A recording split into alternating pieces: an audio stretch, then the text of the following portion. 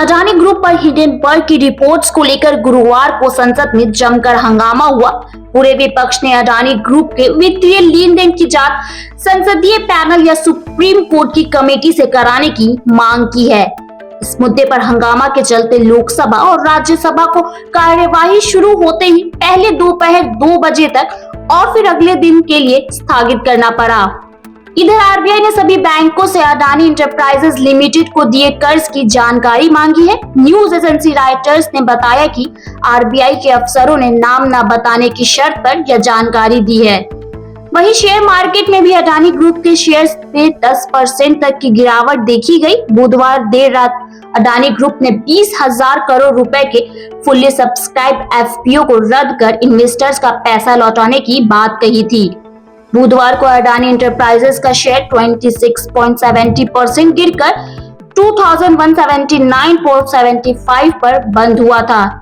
इस गिरावट को एफपीओ वापस लेने की वजह माना जा रहा है। गौतम अडानी ने एफपीओ रद्द करने के बाद एक वीडियो मैसेज दिया।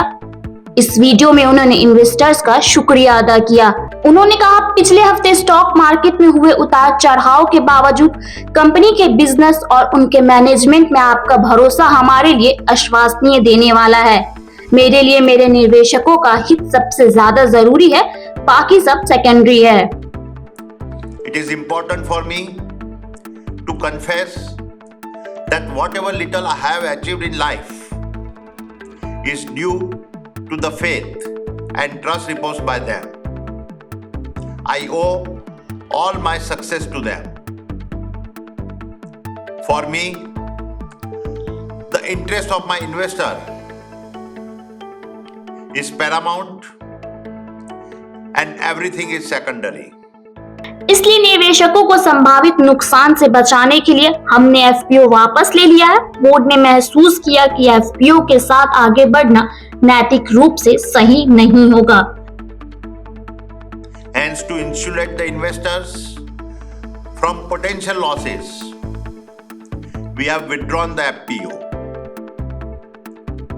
This decision will not have any impact on our existing operations as well as our future plans. We will continue to focus on timely executions and delivery of projects. The fundamentals of our company are very strong. Our balance sheet is healthy and assets robust. दरअसल इस मामले के सामने आने के बाद विपक्षी पार्टियों ने मीटिंग की है। यह बैठक राज्यसभा के नेता प्रतिपक्ष मल्लिकार्जुन खड़गे के चैम्बर में हुई। मल्लिकार्जुन खड़गे ने कहा कि लोगों की मेहनत का पैसा बर्बाद हो रहा है। लोगों का विश्वास बैंक और एलआईसी से उठ जाएगा। कुछ कंपनियां के शेयर लगातार गिरते जा रहे हैं। सभी पार्टियों के नेताओं से मिलकर एक फैसला लिया है कि आर्थिक दृष्टि से देश में जो घटनाएं हो रही हैं उसे संसद में उठाया जाए। इसलिए हमने एक नोटिस दिया था। हम इस नोटिस पर चर्चा चाहते थे, लेकिन जब भी हम नोटिस देते हैं तो उसे रिजेक्ट कर दिया जाता है। लोगों का पैसा एलआईसी में है, एक जिसको बहुत सी रेप्यूटेड इंस्टीट्यूशन है और सभी लोग करोड़ों लोग उसमें इन्वेस्टमेंट करते हैं, पॉलिसी देते हैं, बच्चों के पढ़ाई के साथ और लाइफ इंश्योरेंस भी करवा लेते हैं। तो ऐसे करोड़ों लोगों से संबंधित इंस्टीट्यूशन का पैसा आज बर्बाद हो गया। वहीं आप सांसद संजय सिंह ने बताया कि उन्होंने गौतम अडानी का पासपोर्ट जब्त करने के लिए प्रधानमंत्री मोदी, ईडी और सीबीआई को लेटर लिखा है।